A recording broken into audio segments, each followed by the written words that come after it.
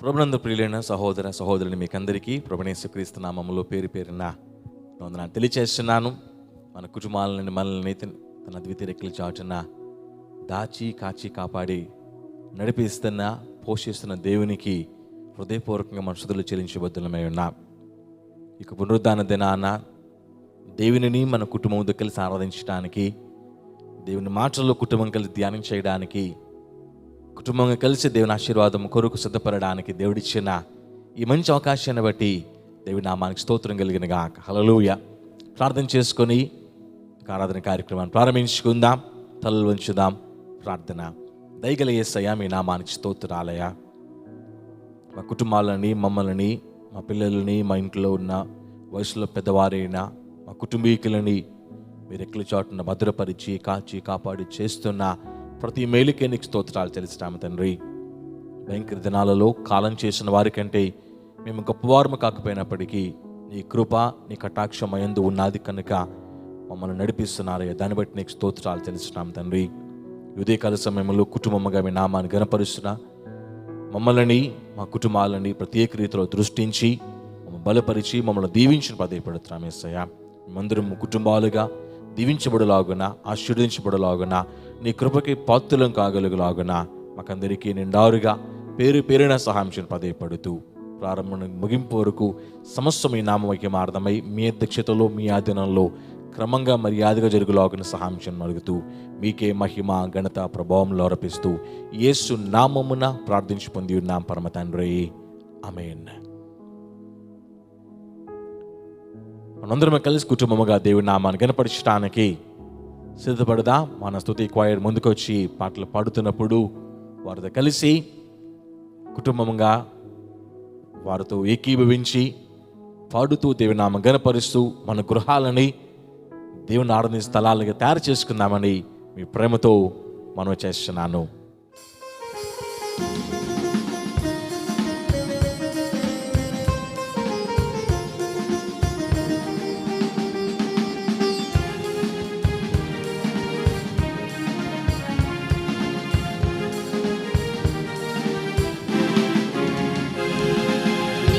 స్తుతించిన నీ రుణము తీర్చలేను, సమస్తము నీకిచ్చిన నీ త్యాగము మరువలేను. నిత్యము స్తుతించిన నీ రుణము తీర్చలేను, సమస్తము నీకిచ్చిన నీ త్యాగము మరువలేను. రాజా రాజా రాజా రాజాది రాజువు నీవు, దేవా దేవా దేవా దేవాది దేవుడవు. రాజా రాజా రాజా రాజాది రాజువు నీవు, దేవా దేవా దేవా దేవాది దేవుడవు.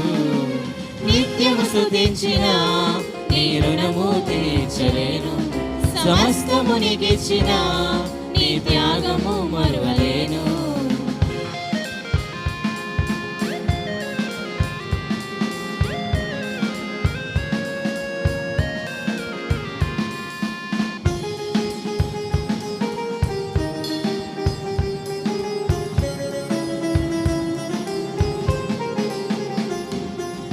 అద్వితీయ దేవుడా, ఆది అంతమునయున్నవాడా, అద్వితీయ దేవుడా, ఆది అంతమునయున్నవాడా, అంగలార్పును నాశ్యముగా మార్చివేసిన మా ప్రభు, అంగలార్పును నాశ్యముగా మార్చివేసిన మా ప్రభు. రాజా రాజా రాజా రాజాది రాజువు నీవు, దేవా దేవా దేవా దేవాది దేవుడవు. రాజా రాజా రాజా రాజాది రాజువు నీవు, దేవా దేవా దేవా దేవాది దేవుడవు. నిత్యము స్తుతించిన నీ రుణము తీర్చలేను, సమస్తము నీకిచ్చిన నీ త్యాగము మరువలేను.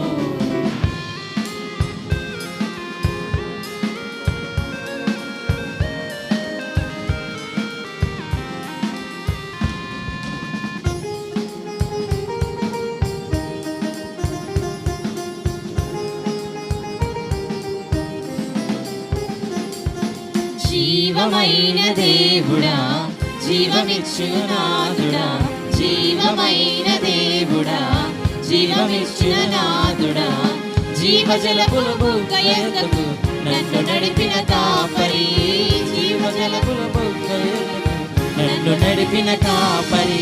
రాజా రాజా రాజా రాజాది రాజువు నీవు, దేవా దేవా దేవా దేవాది దేవుడవు. రాజా రాజా రాజా రాజాది రాజువు నీవు, దేవా దేవా దేవా దేవాది దేవుడవు. నిత్యం స్తుతించిన నీ రుణము తీర్చలేను, సమస్తమునికిచ్చిన నీ త్యాగము మరువలేను. నిత్యము స్తుతించిన నీ రుణము తీర్చలేను, సమస్తమునికిచ్చిన నీ త్యాగము మరువలేను. రాజా రాజా రాజా రాజాది రాజు నీవు, దేవా దేవా దేవా దేవాది దేవుడవు. రాజా రాజా రాజా రాజాది రాజువు నీవు, దేవా దేవా దేవా దేవాది దేవుడవు. హల్లెలూయా. హల్లెలూయా.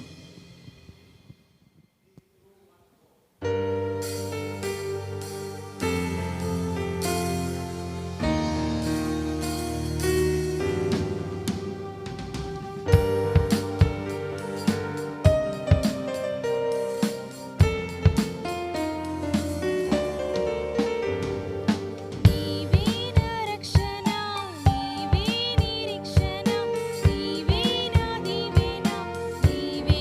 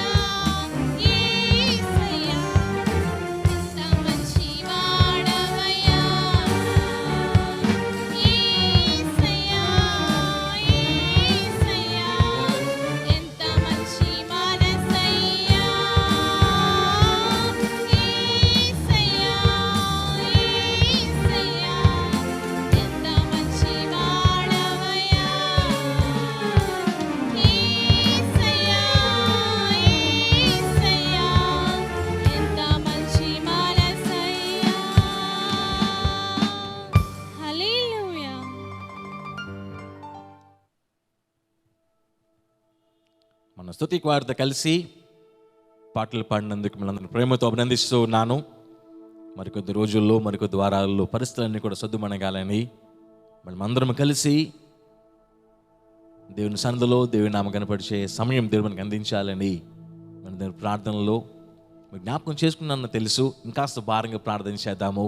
మరికొద్ది వారాలలో అన్ని పరిస్థితులన్నీ చక్కపరచబడి మన మందిర పరిసర ప్రాంతము, మన ఇంటి పరిసర ప్రాంతం అంతా కూడా దేవుని కృపచేత స్వస్థపరచబడాలని మనందరం కలిసి కుటుంబముగా దేవుని సన్నిధిలో ఆరాధించే రోజు మనకి రావాలని మీరందరూ కాస్త భారంగా ప్రార్థించవలసిందిగా మీ ప్రేమతో మనం చేస్తున్నాం. ఇంతవరకు పాటలతో దేవుని నామం కనపరిచిన మనము దీని వాక్యం వెళ్ళబోతున్నప్పుడు దేవుడు మనం సిద్ధపరచులాగున మన హృదయాలని ఆయన విత్తనాలు వేస్తున్నప్పుడు వాక్యమైన విత్తనాలు మన హృదయంలో నీరు కట్టడానికి ఫలించిన అనువుగా దేవుడు మన హృదయం చదును చేయలాగున మన ప్రాణము, మన ఆత్మ, మన దేహాన్ని దేవుడి తన ఆధీనంలోకి తీసుకొని మనకి వ్యక్తిగతంగా కుటుంబంగా మనకు కావాల్సిన దేవుని మాటలని మన ప్రభు మనకు అందించేలాగున మన దేవునికి అప్పగించుకుందాము. తలలోంచుదాం. Let us all pray. దయగల దేవా, మీ నామానికి స్తోత్రాలు. ఇంతవరకు మీ నామం శుద్ధించి, మీ నామను కీర్తించి, ఘనపరిచి, నీ వాక్యము కొరకు మమ్మల్ని సిద్ధపరుచుకుంటుండగా ఏ హృదయానికి ఏ మాటలు కావాలో, ఏ కుటుంబానికి ఏ వాక్యం కావాలో ఆ మాటలన్నీ, నీ వాక్యాన్ని మీరు మాకు పేరు పేరున అందించడం ప్రాధేయపడుతున్నాం తండ్రి. ప్రతి హృదయము నీ మాటలు బట్టి ధైర్యపరచబడలాగున, నూతన శక్తిని, బలాన్ని పొందలాగున పేరు పేరున సహాయం ప్రాధేయపడుతూ మా కుటుంబాలతో మీరుండి మా అందరితో మీరు ముఖాముఖిగా మాట్లాడి నడిపించమని అడుగుతూ నీ సేవకుని మరుగు చేసుకొని నీ ప్రజల మధ్యలో ఒక యోగ్యమైన పనిముట్టుగా, పాత్రగా సిద్ధపరచమని అడుగుతూ మీకే మహిమ, ఘనత, ప్రభావంలో ఆరోపిస్తూ యేసు నామమున ప్రార్థించి పొంది ఉన్నాం పరమ తండ్రి. ఆమేన్. ఈ సమయంలో దేని వాక్యంలో నడిపించబడదామని మీ ప్రేమతో మనం చేస్తూ ఉన్నాను.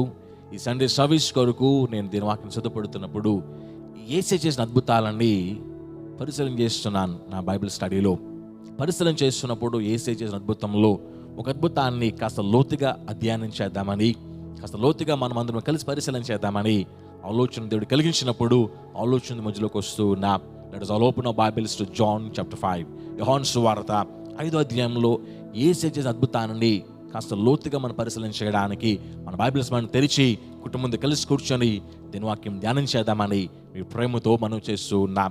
ఈ మాటలు మీకు అందిస్తూ ఉన్నప్పుడు, వచనాలను తెలియజేస్తున్నప్పుడు మీరు సాధ్యమైతే వాటిని గట్టిగా చదివినట్లయితే మీ ఫ్యామిలీ మెంబర్స్ అందరూ కూడా రెండోసారి మరొకసారి వినడానికి అవకాశం ఉంటుంది. కాబట్టి ప్రతి ఫ్యామిలీలో మీ బైబిల్ దగ్గర పెట్టుకోండి. దీని వాక్యం అందించబడుతున్నప్పుడు మరొకసారి నేను చదవడానికి ప్రయత్నం చేయవలసిందిగా మీ ప్రేమతో సవినయముగా నేను మనం చేస్తున్నాం. యోహాను సువార్త 5వ అధ్యాయంకి వచ్చేసరికి యేసు ప్రభుల వారు యెరూషలేము దేవాలయానికి వెళ్ళడానికి చూస్తూ ఉన్నాం. వెళ్ళిన తర్వాత అక్కడ చేసిన అద్భుతాన్ని, ఆశ్చర్య కార్యాన్ని ఈ రోజున దేవుని వాక్యముగా మనకి కావలసిన ఒక పరిశీలన చేసే మాటలుగా మనం గమనిద్దామని మీ ప్రేమతో మనం చేస్తూ ఉన్నాం. ఈ 5వ అధ్యాయంలోకి వచ్చినప్పుడు 10వ వచనం చూసినట్టు గనక ఆ దినము విశ్రాంతి దినము అని ఉంటుంది. అంటే యేసయ్య దేవాలయంలో అడుగుపెట్టిన రోజు విశ్రాంతి రోజు, విశ్రాంతి దినం. ఆ దినమున ఆయన చేసిన కార్యము 30 సంవత్సరాల నుంచి ఒక పక్షవాయువు రోగముతో లేవలేని పరిస్థితున్న వ్యక్తి జీవితంలో ఆయన చేసిన కార్యము, ఆ కార్యానికి ముందు ఆయన మాట్లాడిన మాటలని కాస్త జాగ్రత్తగా పరిశీలన చేద్దామని మీ ప్రేమతో మనం చేస్తూ ఉన్నాం. గమనించినట్లయితే గనక ఆ వ్యక్తికి 30 సంవత్సరాల నుంచి రోగగ్రస్తుడిగా ఉన్న వ్యక్తికి యేసు ప్రభు ఎవరో తెలియదు. ఎందుకనంటే గనక అతను ఆ యొక్క స్థితిలో చాలా కాలం నుంచి ఉన్నట్టు అర్థమవుతుంది. ఫర్ 38 years 30 సంవత్సరాల నుంచి రోగగ్రస్తుడు అయిపోయా. నిజంగా అనుకుంటాను నేను యేసయ్య పుట్టడానికి ముందే అతను రోగగ్రస్తుడు అయిపోయి ఉన్నాడు అక్కడ కదా. బికాస్ యేసుప్రభు వయసు అప్పటికి 30 సంవత్సరాలు, 33 సంవత్సరాలు, 33.5 ఆ మధ్య కాలంలో ఉంటుందని నేను అనుకుంటున్నాను. ఎందుకంటే యేసు 30 సంవత్సరాల పరిచర్యలోకి వచ్చారు. 33 సంవత్సరంలో మనందరి కొరకు ఆయన సిలువలో బలియాగంగా అర్పించబడ్డాడు. ఈ 3.5 సంవత్సరాల కాల వ్యవధిలోనే ఆయన పరిచర్య చేసినట్లుగా మనం చూస్తూ ఉన్నాం. అంటే in between 30 and 33.5 years he has visited this man. అప్పటికి అతను ఎంతో కాలం నుంచి ఆ స్థితిలో ఉన్నాడు. అంటే యేసే పుట్టడానికి ముందుగానే అతను దేవాలయంలో రోగగ్రస్తుడిగా పడవేయబడ్డాడు. నేను అనుకుంటాను రోగం వచ్చి 30 సంవత్సరాలు, మరి రోగం అప్పటికి అతని వయసు ఇంకెంత ఉంటుందా అనిపిస్తుంది నాకు కదా. 38 years నుంచి రోగంతో బాధపడుతున్నాడు. పుట్టినంటే రోగగ్రస్తు అయి ఉండే అవకాశము ఉండదు కదా. సో అప్పటికి అతని వయసు పెరిగి పెద్దవాడై ఉంటాడు. మరి ఏ వయసులో వచ్చిందో తెలియదు, కానీ రోగము నుండి స్వస్థపరిచే టైంకి వచ్చేసరికి 38 years రోగగ్రస్తుడిగా ఉన్నాడు అని బైబిల్ చెప్తుంది. అంటే ఆ వయసు అతనికి ఇంకా ఎక్కువే ఉంటుంది అర్థం చేసుకోవచ్చు. ఈ మాట ఎందుకు చెప్తానంటే గనక సింపుల్గా మాట మీకు అర్థం చేసుకోవాలని. యేసు ప్రభు కంటే ఇతడు చాలా పెద్దోడు. యేసు ప్రభు పుట్టడానికి ముందే ఇతడు రోగగ్రస్తుడైపోయి ఆ యొక్క సొలొమోను దేవాలయంలో మంటపాల్లో ఒక మంటపం దగ్గర పడవేయబడ్డా. ఇతని దగ్గరికి యేసు ప్రభు ఇక్కడ విశ్రాంతి దినమున వచ్చినట్లుగా బైబిల్ చెప్తూ ఉంది. నిజంగా యేసు ప్రభు తెలియకపోయినప్పటికీ అతని దగ్గర ఆ రోజున నిలబడ్డ యేసు ప్రభువుని చూసినట్లయితే గనక నిజంగా చాలా సింపుల్గా ఆలోచన చేసుకోవచ్చు. ఎంత సింపుల్గా అంటే గనక ఈ యేసు ప్రభువే నీళ్ళని ద్రాక్షని మార్చినవాడు. ఆశ్చర్యానికి ఒకే ఒక రీజన్ ఎవరంటే యేసు ప్రభు మాత్రం. ఆశ్చర్యకరుడు అనే పేరు ఆయనకుంది, కానీ ఆయన ఆశ్చర్యకరుడు అనే పేరులో మాత్రమే కాదు, ఆయన కార్యాలు కూడా ఆశ్చర్యకరమైన కార్యాలే. నీళ్ళని అక్కడ బాణాలు నింపమని చెప్పినప్పుడు, పనివారు నింపినప్పుడు, ఇప్పుడు దాన్ని ముంచి విందు ప్రాంతం తీసుకుని వెళ్ళాలని చెప్పినప్పుడు ముంచి తీసుకుని వెళ్ళే వాళ్ళకి నీళ్ళని తెలిసింది, కానీ రుచి చేసి టేస్ట్ చేసిన వానికి అది నీళ్ళుగా లేదు, ద్రాక్షరసంగా మారిపోయిందని యోహాను సోదరుడి అధ్యాయాలు మనం చూస్తాం. ఎంత గొప్పవాడు ఆ వ్యక్తి ముందు నిలబడ్డాడని చూస్తే నీళ్ళని ద్రాక్షరసంగా మార్చిన వాడు ఆ వ్యక్తి ముందు నిలబడ్డా. నిజంగా ఆ యేసయ్య జీవితం గురించి లేదా కార్యాల గురించి మనం పరిశీలన చేస్తే జస్ట్ క్లుప్తంగా మీతో మాట్లాడితే మనకు అర్థం కాగలగడానికి, మన విశ్వాసము ఇంకాస్త వృద్ధి చెందటానికి ఆయన ఒక్క నోటి మాటతోనే గాలి సముద్రాన్ని నెమ్మలపరిచాడు అనే విషయం మనకు తెలుసు. ఆయన కంటి చూపుతోనే 7 దురాత్మలు పట్టిన మగ్దలేని మరియని మార్చినట్లుగా మనం చూస్తూ ఉంటాం. ఆయన మాట్లాడుతున్నప్పుడే శానా దయ్యం పట్టిన వ్యక్తి విడిపించబడ్డాడని, ఆ దయ్యము ఆ యొక్క పందుల గుంపులోకి వెళ్ళిపోయి ఆ యొక్క కొండ మించి లోయలోనికి పడిపోయినట్లుగా బైబిల్ చూస్తూ ఉన్నాం. అంటే ఆయన నోటి మాటలోనే దయ్యాలు వెళ్ళగొట్టగలిగే శక్తి ఉన్నది. ఆయన కంటి చూపులోనే దయ్యాలు పారిపోగలిగే శక్తి ఆయన కలిగి ఉన్నాడు. ఆయన చేతులు చూస్తూ వచ్చినప్పుడు 5 రొట్టెలను చేపలు పట్టుకొని 5,000 మంది పంచిపెట్టిన సందర్భాన్ని మనం చూస్తాం. 7 రొట్టెలు కొన్ని చేపలు పట్టుకొని 1,000 మంది పంచిపెట్టిన సందర్భాన్ని మనం చూస్తాం. అంటే ఆయన చేతిలో సమృద్ధి ఉంది. ఆయన చేతిలో పెట్టిన రొట్టెలు 1,000 మంది ఆహారముగా మార్చబడిపోయాయి. ఆ చేతిలో పెట్టబడిన యొక్క చేపలు 1,000 మందికి ఆహారముగా మార్చబడిపోయాయి. అంటే ఆ యొక్క వ్యక్తి, ఆ రోగగ్రస్తు దగ్గర నిలబడ్డ వ్యక్తి యేసు ప్రభు అనే ఆయన చేతులు సమృద్ధి కలిగిన చేతులు. ఆయన చూపు ఎలాంటిదంటే దురాత్మల సైతం కూడా ఆ చూపు ముందు నిలబడలేదు. ఆయన స్వరానికి సాక్షాత్తు సృష్టి లోబడుతూ ఉన్నది. ఆయన వ్రేళ్లలోంచి చూసినప్పుడు ఆయన వ్రేళ్లతో ఒక చోట సందర్భంలో మనం చూస్తూ ఉంటాం. ఒక వ్యక్తి చెవిటి మోగుదే పెట్టే వ్యక్తికి వస్తే ఆ చేతి వ్రేళ్ళని ఆ చెవుల్లో పెడతాడు. ఆయన యెఫతా అని ఒక మాట చెప్తాడు, ఆ చెవులు తెరబడిపోతాయి. ఆ వ్రేళ్లతో యేసయ్య ఆ కుష్ఠరోగిని ముట్టినప్పుడు, ఆ వ్రేళ్లతో ఎవరు బలహీనంగా ఉన్నారో వాళ్ళు ముట్టినప్పుడు ఆన్ ది స్పాట్ వాళ్ళు మార్చబడిపోయారు, స్వస్థపరచబడి నూతనముగా మార్చబడి ఒక సాక్ష్యంగా మిగులుతున్నారు బైబిల్ గ్రంథంలో మనందరి కొరకు. అంటే ఆయన చేతి వ్రేళ్లలోనే అద్భుతాలు చేసే కెపాసిటీ అనుకున్నది. ఆయన చేతిలో సమృద్ధి ఉన్నది. ఆయన ఉమ్ము వేసి ఆ ఉమ్ముని బురదగా చేసి ఒక గుడ్డివాడు తీసుకుని వచ్చినప్పుడు ఆ గుడ్డివానికి ఆ యొక్క ఉమ్ము రాస్తే సులోమోను కొన్నిటికలు కడుక్కుమని చెప్పినప్పుడు ఆ గుడ్డివాని కన్నులు తెరవబడ్డాయి. అంటే యేసు ప్రభు ఆర్గాన్స్లో మాత్రమే కాదు, ఆయన నోటిలో ఉన్న ఉమ్మిలోంచి కూడా అద్భుతాలు చేయగలిగే కెపాసిటీ, ఆ శక్తి ఆయన ఉమ్మిలో కూడా ఉన్నదని అర్థం చేసుకోవచ్చు. ఆయన ఎంత గొప్పవాడిని గమనిస్తే ఆయన అడుగు పెడుతున్నప్పుడు అక్కడ దురాత్మని కూడా పారిపోతున్న సందర్భాన్ని బైబిల్లో చూస్తూ ఉంటాం. ఆయన ఎంత గొప్పవాడిని చూస్తూ ఉంటే ఆయన మాట సెలవిస్తే రోగాలు పారిపోతూ ఉండయి. ఆయన మాట సెలవిస్తే లాజరు బయటికి రా అని ఒక మాట పలికినప్పుడు చనిపోయి 3 రోజుల క్రితమే సమాధిలో పెట్టబడిన లాజరు కూడా ప్రేత వస్త్రాలు చుట్టబడి బయటకు వచ్చినట్లు బైబిల్ చెప్తూ ఉన్నది. ఆ నోటి మాటలో శక్తి ఉన్నది, ఆయన కంటి చూపులో శక్తి ఉన్నది, ఆయన చేతి వ్రేళ్లలో శక్తి ఉన్నది, ఆయన చేతిలో సమృద్ధి ఉన్నది అన్న మాటలో ఎవరు చేయలేని కార్యాలు, ఆ గొప్పతనము, ఆ శక్తి, ఆ పరిపూర్ణత ఆయనలో ఉన్నది. అలాంటి సర్వశక్తి మంతుడు 38 సంవత్సరాల నుంచి రోగగ్రస్తుడైన వాడి దగ్గర నిలబడుతున్నాడు. దేవుని నామమున స్తోత్రం కలిగిన గాక. హల్లెలూయా. నిన్ను నన్ను సృష్టించిన వాడు, నీకు నాకు ప్రాణం పోస్తున్నవాడు, నిన్ను నన్ను పోషిస్తున్నవాడు, నీకు నాకు కంచిగా కాపులుంటున్నవాడు ఆ రోజున ఆ రోగగ్రస్తు దగ్గర నిలబడుతూ ఉన్నాడు. ఆయన చేతిలో సమృద్ధి కలిగిన వాడు, చేతి వ్రేళ్లలో ఆరోగ్యాన్ని కలిగిన వాడు, నోటి మాటల్లో శక్తిని కలిగిన వాడు, కంటి చూపులో శక్తిని కలిగిన వాడు, ఆఖరికి ఉమ్మిలో శక్తిని కలిగిన వాడు ఆ రోజు రోగ్రస్తుని దగ్గర నిలబడుతూ ఉన్నాడు. ఈ రోజున ప్రియమైన సహోదరుడా, ఇంత సర్వశక్తిమంతుని మన దేవుడిగా కలిగి ఉండి ఇంకా మనం భయపెడుతున్నామేమో, పరిస్థితులు చూసి ఆలోచన చేసి ఇంకా మనలో ఏదైనా భయం వెంటాడుతుంటే, I can tell you one thing, you should live without fear from this day onwards. ఈరోజు మొదలుకొని భయాన్ని విడిచిపెట్టి, భయాన్ని వదిలిపెట్టి నువ్వు జీవించడం స్టార్ట్ చేయాలి అని దేవుని సేవకుని కానీ సహోదరునిగా బలపరచడానికి నిశ్చయపడుతూ ఉన్నా. ఆ సర్వశక్తిమంతుడు అతని ముందు నిలబడతా ఉన్నాడు. ఆ యేసయ్య గొప్పతనం తెలియదు కానీ నిలబడిన వ్యక్తి సమానుడు కాదండి. అతడు నిద్రావస్థలో లేకపోతే పడుకున్న స్టేజ్లో పడుకున్న విధంగా ఉన్నాడు కానీ అతని దగ్గర నిలబడే వ్యక్తి, యేసు ప్రభు అని పేరు కలిగిన వ్యక్తి ఆయన సమానుడు కాదండి. ఈ రోజున అదే యేసు ప్రభు ఏ మాత్రమో సత్తువ శక్తి తగ్గని వ్యక్తి నీ ముందు నిలబడుతున్నాడు విషయాన్ని మర్చిపోవద్దు.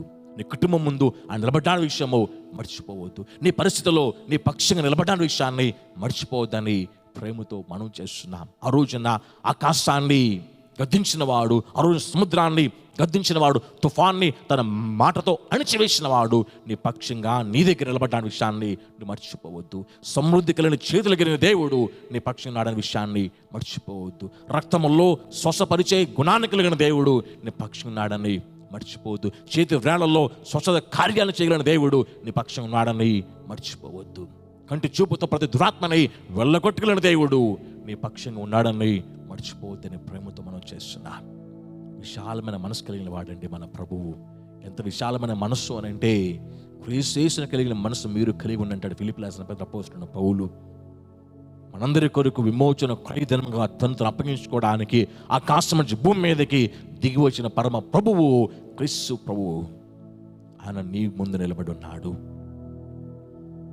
ఆ క్రీస్తు ప్రభువు ఆ రోజున కొన్ని వేల సంవత్సరాల క్రితము రోగ్రస్తుడిగా ఫర్ 38 years సొలొమోను దేవాలయంలో ఆ మంటపం దగ్గర పడుకున్న వ్యక్తి దగ్గర నిలబడుతూ ఉన్నాడు. ఆ యేసు ప్రభులో గొప్పతనము ఇంత అని మనం చెప్పలేము కానీ మన ఆత్మజీత బలపరచబడడానికి ఈ కొన్ని మాటలని మీతో పంచుకున్నా. అంత మాత్రమే కాదు, ఆయనతో సహవాసం చేసిన వాళ్ళు for this 3.5 years of ministry life ఆయనతో సహవాసం చేసిన వాళ్ళు ఆయన కోచ్ చెప్పిన సాక్ష్యం ఏంటో తెలుసా?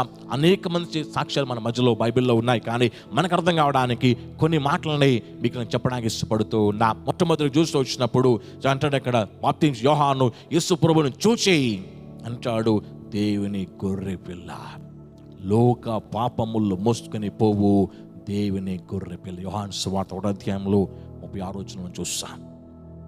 యోహాను యేసు ప్రభువుని ఇద్దరూ కలుసుకోవడము, that was the first time. మొట్టమొదటిసారి వాళ్ళు కలుసుకున్నారు. యేసు ప్రభువుని మొదటిసారి చేసిన యోహాను అంటున్న మాట, ఇదిగో లోక పాపలు మోసుకొని పోయే దేవుని గొర్రె పిల్ల. యేసుదంటాడు ఆయన, నీ పాదాలు తాకటానికి కూడా, నీ పాదాలకు నా చెప్పుల వారని ముట్టుకోవడానికి కూడా నేను పాత్రుని కాదయ్యా. ఇద్దరికి పరిచయం లేదే, they have never met before. First time యోహాను చూసి ఒకటే మాట అంటాడు, నీ పాదాలు పట్టుకోవడానికి, నీ చెప్పుల వారను ముట్టుకోవడానికి కూడా నాకు యోగ్యత లేదు. నువ్వు లోక పాపములు మోసుకొని పోయే దేవుని గొర్రె పిల్లవే. యేసుని చూసిన వాళ్ళు, ఆయనతో సహవాసం చేసిన వాళ్ళు, ఆయన ప్రత్యేకతను గమనించిన వాళ్ళు ఆయన కొంచెం చెప్తున్న సాక్ష్యం ఏంటో తెలుసా? మొరగ మాట మీతో మాట్లాడుతున్నాను. అది యోహాను సువార్తలోని 1వ అధ్యాయంలోకి వచ్చినప్పుడు ఫిలిప్ అంటాడు అక్కడ, ఫస్ట్ టైం అది కూడా ఫిలిప్ ఫస్ట్ టైం యేసుప్రభువుని చూసినప్పుడు 49 వచ్చినావు ఓ మాట అంటాడు అక్కడ, దేవుని కుమారుడవు ఇశ్రాయేలు రాజువి. ఫిలిప్ యేసుప్రభువుకి ముందు పరిచయం లేదే. Philip has seen God Christ for the first time. అంటున్న మాట, దేవుని కుమారుడవు ఇశ్రాయేలు రాజువి. అంత మాత్రమే కాదు కానీ ఇంకాస్త పరిశీలన చేస్తే కనుక నికోదేము అనే ఒక వ్యక్తి యేసు కోసం విన్నాడు. ఫస్ట్ టైం యేసు ప్రభువుని కలుసుకున్నాడు. మరి సిగ్గుపడుతూ వచ్చాడో లేకపోతే బాధపడుతూ వచ్చాడో, లేకపోతే పబ్లిక్ అయిపోతే యేసు కలిసిన విషయం పబ్లిక్గా తెలిస్తే నాకేమవుతుందో అన్న భయంతో వచ్చాడు కానీ రీజన్ ఏంటో తెలియదు కానీ రాత్రి వచ్చి కలుస్తున్నాడు. యేసు ప్రభువుని నికోదేము కలిసిన ఫస్ట్ టైం అది. యోహాను సువార్త 3వ అధ్యాయంలో 2వ వచనం చూస్తాం, దేవుని వద్ద వచ్చిన బోధకుడివి అని అంటాడు. నువ్వు మామూలు వ్యక్తివి కాదయా, నువ్వు దేవుని దగ్గర నుంచి వచ్చిన బోధకుడివి, మాకు బోధించడానికి వచ్చిన బోధకుడివి అని సూటిగా మాట్లాడుతూ నికోదేము కూడా క్రీస్తు ప్రభువుని మొట్టమొదటిసారి కలుస్తాడండి రోజు రాత్రి. అంటున్న మాట, నువ్వు దేవుడి నుంచి వచ్చిన బోధకుడివి. You have sent by God. Sent by God. నువ్వు దేవుడి నుంచి వచ్చిన బోధకుడివి. అంత మాత్రమే కాదు కానీ యోహాను సువార్తలోనే 6వ అధ్యాయంలోనే జస్ట్ యోహాను సువార్తలోంచి మాత్రమే ఇది మాట్లాడుతున్నాడు అంతే. మిగిలిన 3 సువార్తలని మనం గమనించినప్పుడు ఇంకా చాలామంది సాక్షులు మాట్లాడతారు. కానీ మనకున్న ఇంట్రొడక్షన్ టైంలో ఇక్కడికి యోహాను సువార్తకే నన్ను అక్కడికి యోహాను సువార్త వరకు మాత్రమే నన్ను రిస్ట్రిక్ట్ చేసుకుంటా ఉన్నా. 6వ అధ్యాయంకి వచ్చేసరికి 6వ అధ్యాయంలో 68వ వచనంలో యేసు ప్రభు పేతురు మధ్య జరిగిన సంభాషణ ఇది. ఈ సంభాషణలో యేసు ప్రభు అంటాడు, పేతురు అంటాడు యేసు ప్రభుని చూసి, నీవే నిత్య జీవపు మాటలు గలవాడు. ఎక్కడికి వెళ్ళిపోతాం మేము వదిలిపెట్టేసి? నీవే నిత్య జీవపు మాటలు గలవాడవి.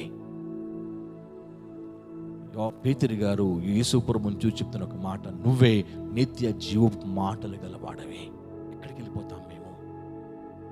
మా భవిష్యత్తు ఎక్కడా లేదు, మా జీవితం ఎక్కడా లేదు, అది నీ పాదాల దగ్గరే ఉన్నది. నువ్వే నిత్య జీవపు కలిగిన మాటలని మాకిచ్చే దేవుడు. నేను కాదని ఎక్కడికి పోలేము, నేను విడిచిపెట్టి ఎక్కడికి మేము వెళ్ళలేము అని పేతురు గారు చాలా చక్కగా మాటల అర్థాన్ని మనం అన్వేషిస్తే అర్థమవుతుంది మనకి. ఇప్పుడు దాకా యోహాను సువార్త నుంచి మీతో మాట్లాడి యేసు ప్రభుతో సహవాసం చేసిన వాళ్ళు, యేసు ప్రభువుని ముఖాముఖిగా చూసిన వాళ్ళు, ఆయనతో కొద్దిసేపు మాట్లాడిన వాళ్ళు, ఇవి ఇన్ఫ్యాక్ట్ ఆయన మొట్టమొదటిసారి కలిసిన వాళ్ళు మాట్లాడిన మాటలని ఇప్పుడు దాకా మీతో చెప్పాను. ఇప్పుడు ఎంత ప్రత్యేకత కలిగిన వ్యక్తి ఆ రోగగ్రస్తు దగ్గర ఆ రోజున నిలబడుతున్నాడు. ఇంత ప్రత్యేకత ఆయన గురించి చూస్తున్నట్లయితే గనక ఆయన అద్భుతాలు కానివ్వండి, కార్యాలు కానివ్వండి, ఆయన చెప్పే బోధ కానివ్వండి, అనేకులను ఆశ్చర్యాన్ని గురి చేశాయి. అలాంటి సందర్భాలు బైబిల్లో మనం చాలా చూస్తాం. అధికారంతో ఆయన బోధించాడు అని చెప్పి ఆయన కోసం ప్రజలు మాట్లాడుకుంటారు. ఆయన చేసిన కార్యం చూస్తుంటే ఆయన ఎంత కనికరం కలిగిన వాడో ప్రజలందరూ దాన్ని గమనిస్తూ వచ్చేవాడు.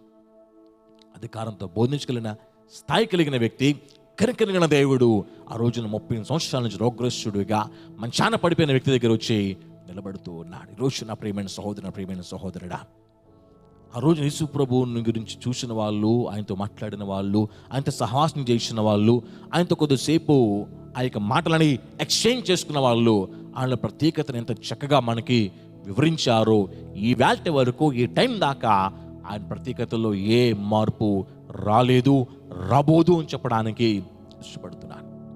Because he is the only one who never changes. ఆయన ఒక్కడే మారనివాడు, మార్పు లేనివాడు, మార్పు అనేది ఉండనివాడు. అలాంటి గొప్ప దేవుడి రోజున నీ కుటుంబం ముందు, నీ ముందు నిలబడుతూ ఉన్నాడు. ఒకవేళ నీ కుటుంబము కానీ, ఒకవేళ నువ్వు కానీ 30 సంవత్సరాల రోగగ్రస్తుడిగా ఉన్న మాదిరిగా సేవ లేకుండా, శక్తి లేకుండా, బలము లేకుండా, అర్థం కాని పరిస్థితుల్లో నీవు ఉన్నట్టయితే యేసు ప్రభుకి అతనికి జరిగిన సంభాషణని కాస్త లోతుగా మనం గమనిస్తే ఆ దేవుని శక్తిని ఆ వ్యక్తి కాదు, ఈ జనరేషన్లో, నీ జనరేషన్లో నువ్వు పొందాలంటే ఏం చేయాలనే విషయము నీకు అర్థమైపోతుంది కొద్దిసేపట్లో. So do not turn here and there, అటు ఇటు తిరగొద్దు, అటు ఇటు ఆలోచన చేయొద్దు. Just stick to the Bible మాత్రమే పరుచుకుందాం. అందులో యేసు ప్రభుకి ఆ వ్యక్తికి ఉన్న ఆ సంభాషణ, ఇతని మధ్యలో మాటల ఎక్స్చేంజ్ ఎలా జరిగింది, యేసయ్య మాటలు ఎలాగున్నాయి, అతని మాటలు ఎలాగున్నాయి అని ఈ రెండు గమనించినప్పుడు మధ్యలో మనకి అర్థమైపోతుంది ఏం చేయాలి అని. ఈ రోజున మన జీవితంలో, మన కుటుంబంలో దేవుని కార్యాలు చూడటానికి ఈ మాటలు పరిశీలన చేద్దామని మీ ప్రేమతో మనం చేస్తూ ఉన్నాం. గమనించినట్లయితే కనుక మొట్టమొదటిగా 5వ అధ్యాయంలో చూస్తూ వచ్చినప్పుడు అక్కడ ఆ యొక్క దేవాలయం గురించి, లేకపోతే ఆ యొక్క బెతస్దా కోనేటి గురించి, ప్రత్యేకత గురించి చూస్తూ ఉంటాం. 3-4 వచనాల్లో ఆ కలిపి ఉన్న వచనాలని మనం చూడొచ్చు. ఆయా సమయంలో దేవదూత కోనేటిలో దిగి నీళ్లు కదిలించుట కలదు. నీళ్లు కదిలింపడిన పిమ్మట మొదట ఎవడు దిగనో వాడు ఎట్టి వ్యాధి గల వాడనను బాగుపడును గనుక ఆ మంటపములలో రోగులు, గుడ్డివారు, కుంటివారు, ఓచ కాలు చేతులు గలవారు గుంపులుగా పడి ఉండిరి అని ఉంటుంది. So this is the speciality of the upon గురించి, లేదా కోనేటి గురించి ఒక ప్రత్యేకత చూస్తూ ఉన్నాం. సొలొమోను దేవాలయంలో మీకు అర్థం కావాలంటే 2వ వచనం చూస్తే కనుక హెబ్రీ భాషలో బెతస్దా అనే ఒక కోనేరు కలదు. దానికి 5 మంటపాలు కలవు. ఆ కోనేరు చుట్టూరా 5 మంటపాలు ఉన్నాయి. ఆ కోనేటికి ఉన్న స్పెషాలిటీ ఏంటంటే గనక ఆయా సందర్భాల్లో టైం ఫ్యాక్టర్ అక్కడ ఏ టైమో రాయబడలేదు. ఆయా సందర్భాల్లో దేవదూత వచ్చి ఆ నీటిలోనికి దిగి ఆ నీళ్లు కదిలించినప్పుడు ఎవరు ఫస్ట్ అందులో దిగుతారో వారు ఎలాంటి వ్యాధి గలవాడైనా సరే బాగుపరచబడి వెళ్ళిపోతున్నాడు. కాబట్టి ఆ 5 మంటపాల్లో చాలా మంది రోగులు ఉన్నారు బైబిల్ చెప్పుద్ది. మీకు అర్థంగా చూడండి ఒకసారి చూస్తే గనక ఆ మంటపములలో ఉంటుంది గనుక ఆ మంటపములలో రోగులు, గుడ్డివారు, కుంటివారు, ఓచ కాళ్ళు చేతులు గలవారు గుంపులుగా పడి ఉండ్రి. అంటే ఆ 5 మంటపాల్లో గుంపులుగా రోగగ్రస్తులు పడి ఉన్నారు. అందులో హీలింగ్ ఎన్ని వేల మంది ఉన్నారు, 100 మంది తెలియదు, కానీ హీలింగ్ ఒక్కడికే జరుగుతూ ఉండేది. ఎవడు ముందు దిగుతాడో, ఎవడు ముందు అందులోకి వెళ్తాడో, దూత వచ్చి ఆ నీళ్ళు కదిలించిన తర్వాత ఎవరు ఫస్ట్ దిగుతాడో he will heal out of any sickness, from any illness. ఒక్కడికే స్వస్థత. దేవదూత ఏ టైంకి వస్తో తెలియదు. ఆయా సమయంలో అని ఉంటుంది అక్కడ. ఆయా సమయములకు దేవదూత కొనడు దిగుతుంది. అది ఏ టైమో తెలియదు, ఎన్నిసార్లు తెలియదు. పర్ డే ప్రతిరోజు ఉంటుందో తెలియదు, వారానికి ఒకసారో 10 రోజులకు ఒకసారో, వి నెవర్ నో. సో ఎప్పుడు దేవదూత దిగొస్తుందా అని చెప్పి అక్కడ ఉన్న రోగులు ఎదురు చూస్తూ ఉండేవాళ్ళు నేను అనుకుంటాను. దేవదూత దిగి వచ్చి ఆ నీటిలోకి దిగి నీళ్ళు కదిలించినప్పుడు ఎవరు ముందు పరిగెట్టి దూకేద్దామా అని రోజులుగా అక్కడున్న 100 మంది 1000 మంది ఎదురు చూస్తూ ఉంటారు అని నేను అనుకుంటాను. ఒకసారి ఛాన్స్ మిస్ అయిపోతే నెక్స్ట్ టైం ముందు దూకేయాలి అని నేను అనుకుంటాను. ఆ కొనేటి ఆ అంచుల దగ్గరే పడున్నారేమో అనుకుంటాను నేనైతే. ఎందుకంటే ఒకరికే ఛాన్స్ ఉంది. ఒకరికి వచ్చినప్పుడు అనుకుంటాం కదా, ఇప్పుడు ఐఫోన్ వచ్చినప్పుడు చూడండి ఒకసారి వరల్డ్లో పెద్ద న్యూస్ వచ్చేస్తూ ఉంటుంది. ఐఫోన్ కొత్త వెర్షన్ రిలీజ్ అయినప్పుడు రాత్రి నుంచి పెద్ద క్యూ ఉంటుందని చెప్పేసి అమెరికాలో ఇప్పుడు రిలీజ్ అవుతున్నప్పుడు ఇప్పుడు చాలాసార్లు ఆ న్యూస్ని చూస్తూ వచ్చేవాడిని. Almost every time in the iPhone release new version. పొద్దున్న రిలీజ్ చేస్తామని చెప్పినప్పుడు, కొత్త ఫోన్ రిలీజ్ చేస్తామని రాత్రి అయ్యేసరికి మొత్తం ఆ స్టోర్ దగ్గర నుంచి కిలోమీటర్ల మేరకు అనేక మంది క్యూ కట్టి ఉండేవాళ్ళు. ఈ లోపల రిలీజింగ్కి ఆ రిలీజ్ టైంకి ఇన్ని ఫోన్స్ రిలీజ్ చేస్తామని చెప్పి అన్నప్పుడు, లేకపోతే ఇన్ని ఫోన్స్ రిలీజ్ చేసేసరికి ఆ యొక్క రిలీజింగ్ కంప్లీట్ అయిపోయి ఆ సేల్ కంప్లీట్ అయిపోయేసరికి న్యూస్ వస్తూ ఉండేది. దాంతోపాటు ఫొటోస్ వస్తూ ఉండే. You can just see the Google, you can find everything there కదా, యూ కెన్ సీ గూగుల్. నిజంగా ఆ ఫోన్ దక్కించుకోవాలి, ఫస్ట్ ఫోన్ నేనే తీసుకోవాలని చెప్పి రాత్రి నుంచి ఆ ముందు రోజు నుంచి చాలామంది క్యూలో ఉన్నప్పుడు, పోన్లే అమెరికా దాకా ఎందుకండి, మన ఆంధ్ర రాష్ట్రంలోకి వచ్చేద్దాం. తెల్లవారి ఎవరో పెద్ద షాపు, బట్టల షాపులు బోర్డు పెట్టారు, క్లియరెన్స్ సేల్, చీర కొంటే చీర ఫ్రీ. రాత్రి మనం భోజనం చేయం, మన ఇంట్లో ఆడవాళ్ళు భోజనం చేయరు, భర్త గారిని పడుకునేవారు. పొద్దున్నే తెల్లవారు వెళ్ళిపోయి లైన్లో నిలబడిపోవాలి. షాపు 8:30 9 గంటలు తెరిచేసరికి అప్పుడే మొత్తం స్టాక్ అంతా ఉంటుంది కాబట్టి ఫస్ట్ నేనే ఉండాలని చెప్పేసి ఎన్నోసార్లు అలాంటి లైన్లో ఉన్న వాళ్ళ ఫొటోస్ మనం న్యూస్ పేపర్లో చూస్తుంటాం. ఆ సందర్భాల్లో తొక్కిసారి జరిగినప్పుడు చాలామంది గాయపడిన వాళ్ళు, చనిపోయిన వాళ్ళ న్యూస్ గురించి కూడా మనం న్యూస్ పేపర్స్లో మనం చూస్తుంటాం. So when we get something, అది ఫ్రీ కానివ్వండి లేకపోతే కొనుక్కునేది కానివ్వండి, మన లైఫ్లో ఒక టర్నింగ్ పాయింట్ అవుతుంది అని అంటే people will crave for it. దాన్ని సాధించాలి, సంపాదించాలని జనాలు లైన్లో ఉండడంలో ఏమాత్రం తప్పు లేదు అని నేను అంటాను. సో ఈ తప్పు లేదు అన్నప్పుడు సొలొమోను దేవాలయంలో ఆ కోనేటి దగ్గర 5 మంటపాల్లో ఇన్ని 100 మంది 1000 మంది రోగగ్రస్తులు నెలలుగా సంవత్సరాలుగా పడిపోయినప్పుడు వాళ్ళు బాగుపడాలని ఆశ ఉన్న వాళ్ళు ఆ యొక్క మంటపం యొక్క అంచు దగ్గరే లేదా కొనేరు అంచు దగ్గరే వాళ్ళు పడుకొని ఉన్నారు అనుకోవడంలో కూడా ఏమాత్రం తప్పు లేదు అని నా భావన అనుకుంటాను. వాళ్ళందరూ యేసుప్రభు చూడడానికి వెళ్ళాడు. యేసుప్రభు అన్ని 100 మంది 1000 మంది గుంపులుగా పడ్డారు, కానీ అందులో ఎవరి మీద ఆయన కనికరం రాలేదు, కానీ ఒక్క వ్యక్తి మీదకి మాత్రమే ఆయన కనికరం వచ్చినట్టుగా మాకు అర్థమవుతుంది. అతని పేరు రాయబడలేదు, కానీ అతను 38 సంవత్సరాల నుండి ఆ స్థితిలో ఉన్నాడు అని 5వ వచనంలో మనం చూస్తూ ఉంటాం. అక్కడ 38 ఏండ్ల నుండి వ్యాధి గల ఒక మనుషుడు ఉండెను అంటాం. So God has seen one specific person. మరి అతనికన్నా ఇంకా వ్యాధి గల వాళ్ళు ఉన్నారో లేదు తెలియదు, కానీ అతని కోసం ఒకటే మాట ఉంటుంది, పేరు లేదు కానీ he is sick for 38 years. 38 సంవత్సరాల నుంచి వ్యాధి గల వాడు అక్కడ పడి ఉంటే యేసు కన్నులు అతన్ని చూస్తూ ఉన్నాయి. ఆయన కనికరం గల కన్నులు అతను చూస్తూ ఉన్నాయి. స్వస్థపరచగల సామర్థ్యం గల కన్నులు అని చూస్తూ ఉన్నాయి. దయ్యాలు వెలగొట్టిన కన్నులు ఆ వ్యక్తిని చూస్తూ ఉన్నాయి. చూస్తూ వచ్చేటప్పటికీ వెంటనే యేసుప్రభువులో అతనికి సహాయం చేయాలి, అతన్ని స్వస్థపరచాలి, అతని మామూలు వ్యక్తిని చేయాలని ఒక తలంపు, ఒక ఆలోచన అతని యేసయ్య కలిగింది. కాబట్టి ఆ రోగగ్రస్తుని దగ్గరికి యేసయ్య వెళ్ళిపోయినట్లుగా మనం చూస్తూ ఉంటాం. ఆ తర్వాత 6th వచనం చూస్తే గనక, యేసు వాడు పడినట్టు చూచి వాడు అప్పటికి బహుకాలం నుండి ఆ స్థితిలో ఉన్నాడని ఎరిగి స్వస్థపడగోరుచున్నావా అని వానిని అడుగగా, he has decided to heal this guy. Jesus decided. Jesus fix అయిపోయాడు. 38 years నుంచి అతను ఎలాగున్నాడు, వాడిని ఎలాగైనా బాగు చేయాలి, బాగు చేసి ఒక న్యూ లైఫ్ని అతన్ని ఇవ్వాలి అని యేసయ్య ఫిక్స్ అయ్యాడు. స్ట్రైట్గా మాట్లాడుతున్న ఫస్ట్ మాట, స్వస్థపడగోరుచున్నావా. నేను అనుకుంటాను యేసయ్య చాలా ఆయన ఎప్పుడు చాలా మితభాషి. స్పీక్స్ టు ద పాయింట్ అంతే. He don't beat around the bush.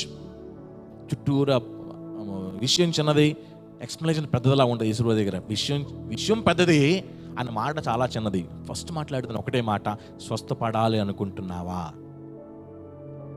స్వస్థపడాలి అన్న కోరిక నీలో ఉందా? స్వస్థపడాలన్న ఆశ నీలో ఉందా? స్వస్థపడాలన్న తపన నీలో ఉందా? ఆ మాటకి ఎన్నో అర్థాలు మన పరిశీలన చేయొచ్చు.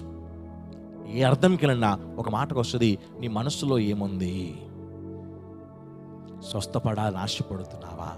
ఈరోజు నా ప్రియమైన సహోదరుని, ప్రియమైన సహోదరుడా, అతను రోగంతో బాధపడుతున్నాడు, మనం సమస్యలతో బాధపడుతున్నాం. అతను తన ఇంటి వారికి దూరంగా ఉండి నాకెవరూ లేరే అని ఒంటరితనంతో బాధపడుతున్నాడు. మన పరిస్థితుల్లో కూడా ఒంటరితనంతో మనం బాధపడుతూ ఉన్నా. అతడు స్వస్థత కొరకు అతని కళ్ళ ముందు అనేక మంది బాగా వెళ్ళిపోతున్నారు, నా పరిస్థితి ఏంటి అనే మనోవేదనతో బాధపడుతున్నాడు. మనం కూడా రకరకాల మనోవేదనలతో బాధపడుతూ ఉన్నాం. ఒక అతనికి మాత్రమే స్వస్థపడే అవకాశం ఉంది. ఆ ఒక్క అతను నేను కాలేకపోతున్నానే అని ఎన్నోసార్లు అతను కన్నీళ్లతో గడిపి ఉంటాడు. మనము కూడా కన్నీళ్లతో గడుపుతున్న రాత్రులు మా లైఫ్లో చాలానే ఉన్నాయి. ఇంకా నా బతుకుకి, నా లైఫ్కి ఒక నూతన అధ్యాయం రాసే అవకాశం నాకు లేదా? నా జీవితాన్ని కొత్తగా తయారు చేసుకోగలిగే ఛాన్స్ నాకు లేదా అని ఎన్నోసార్లు అయినా మదన పడే ఉంటాడు. మన ఫ్యామిలీ గురించి, మన వ్యక్తిగత జీవితం గురించి ఎన్నోసార్లు మళ్ళీ కొత్త అవకాశం నాకు దొరకదా? మళ్ళీ నిలబడటానికి మరొక ఛాన్స్ నాకు దొరకదా? నా కుటుంబాన్ని పోషించుకోవడానికి మరో మంచి ఉద్యోగం నాకు దొరకదా? నేను నిలబడితే దేవునామ గణపరచడానికి మరొక అవకాశం దొరకదని చెప్పి ఎన్నోసార్లు మదన పడుతున్నావేమో. ఈ సెంటర్లో ఫస్ట్ మాట, స్వస్థపరచబడాలి అన్న ఆశ నీలో ఉందా? నీ పరిస్థితుల్లో మార్పు రావాలి అన్న కోరిక నీలో ఉందా? నీ లైఫ్ని నూతనంగా చూడాలి అన్న కోరిక నీలో ఉందా? యేసు ప్రభువు నీ ముందు నిలబడి ఈ మాట మాట్లాడితే నేను చెప్పగలిగే జవాబు ఏంటి? He is very straight to the point. నేను వచ్చింది స్వస్థపరచడానికి, స్వస్థపరచబడాలి అన్న కోరిక నీకుందా? యేసు నీతో అంటున్న మాట, నేను వచ్చింది నీ కుటుంబాన్ని బాగు చేయడానికి, బాగుపరచబడాలి అన్న కోరిక నీలో ఉందా? నేను వచ్చింది నీ లైఫ్లో నూతన అధ్యాయం రాయడానికి, రాయించుకోవాలి క్రీస్తుతో అన్న ఆలోచన నీలో ఉందా అని ఆలోచించే ఒకసారి. జస్ట్ వన్ స్మాల్ వర్డ్, స్వస్థపడగోరుచున్నావా? ఆ చిన్న మాటల్లో ఎంతో లోతైన ఆలోచన ఉంటుంది మనకి. నీ పరిస్థితుల్లో మార్పు కలగాలి, నీ పరిస్థితుల్లో దేవుని కృప తోడవ్వాలి, నీ పరిస్థితుల్లో విజయాన్ని అందుకోవాలని ఆశ, కోరిక నీలో ఉందా అన్న దానిని నీ దేవుడు చూస్తున్నాడు. అంటే గాడ్ సీస్ యువర్ హార్ట్. మనుషుల పర్యవేక్షణ చూస్తాడు కానీ దేవుడు హృదయం తరంగాలని పరిస్థితులను చేసే దేవుడు, పరిశోధన చేసే దేవుడు. హృదయంలో ఏమున్నాయో ఎరిగిన దేవుడు నీతో అంటున్న మాట, స్వస్థపడాలని ఆశ నీలో ఉందా? నీ పరిస్థితుల్లో మార్పు రావాలి అనే కోరిక నీలో ఉందా? కుటుంబంలో దేవుని కార్యం చూడాలనే తపన నీలో ఉందా అని దేవుడు అడుగుతున్నప్పుడు, నీ కుటుంబంలో నుండి, నీ హృదయంలో నుండి, నీ తలంపుల్లో నుండి క్రీస్తుకి ఏం జవాబు చెప్పబోతున్నాం అనే దాన్ని ఒక్కసారి ఆలోచన చేద్దాం. ఆ వ్యక్తికి యేసుప్రభు గొప్పతనం తెలియదు కాబట్టి ఆయన అంతా ఎక్స్ప్లెయిన్ చేస్తాను. యేసుప్రభు పరిచయం లేదు కాబట్టి అనంతా ఎక్స్ప్లెయిన్ చేస్తే యేసు ప్రభుకి ఎక్స్ప్లెయిన్ చేస్తూ ఉన్నాడు. ఏమంటాడు చూడండి ఒకసారి. ఇంకా చూస్తే కనుక 7వ వచనం చదువుకున్నది కనుక 7వ వచనంలో ఆ రోగి, అయ్యా నీళ్లు కదిలింపబడినప్పుడు నన్ను కొన్నిట్లోకి దింపడకు నాకు ఎవడనో లేడు కనుక నేను వచ్చినంతలో మరి ఒకడు నాకంటే ముందుగా దిగునని ఆయనకు ఉత్తరం ఇచ్చాను.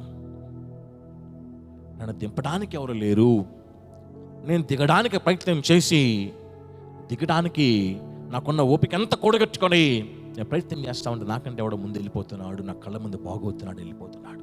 But I'm still the same. ఈ రోజున ప్రియమైన సహోదరుడా, మన కుటుంబ ఆర్థిక పరిస్థితి ఈ రోగి మాదిరిగా చచ్చుపడిపోతే ఉన్న ఓపిక అంతా కూడగట్టుకొని అవసరాలు తీర్చుకునే ప్రయత్నం చేస్తూ ఉంటే మిగిలిన ఫ్యామిలీస్ అన్ని చక్కగా ఉన్నాయి. వాళ్ళు చూసి అనిపిస్తూ ఉంటుంది, వాళ్ళు కష్టపడుతున్నారు, నేను కష్టపడుతున్నాను, వాళ్ళ లైఫ్ బాగుంది, నా లైఫ్ ఎందుకు ఇలాగైపోయింది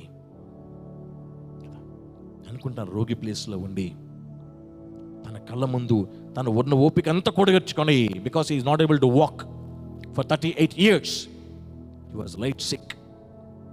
పక్షవాయు రోగంతో 30 సంవత్సరాల నుంచి ఇతను ఇలా ఉన్నాడు అంటే వీ కెన్ ఇమాజిన్ అతని పరిస్థితి ఎంత దారుణంగా ఉందో. ఉన్న ఓపికంతా కొడుగొట్టుకొని వెళ్ళి కొన్నిట్లో పడిపోయి బాగుపడదామనుకుంటే అతని కళ్ళ ముందే వీడెవడో చెందులో పడుతున్నాడు, వాడు బాగవుతున్నాడు, వెళ్ళిపోతున్నాడు.